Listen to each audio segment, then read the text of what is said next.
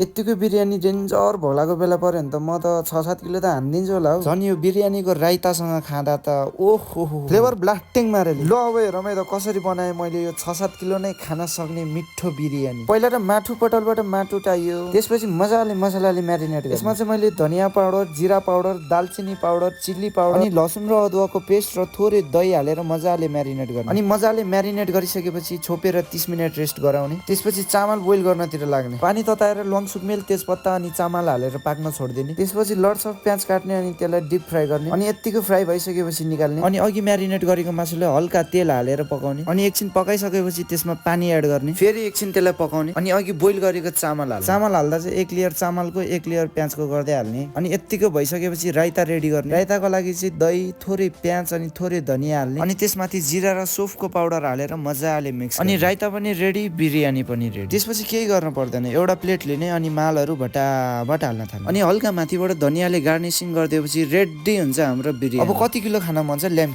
खाने।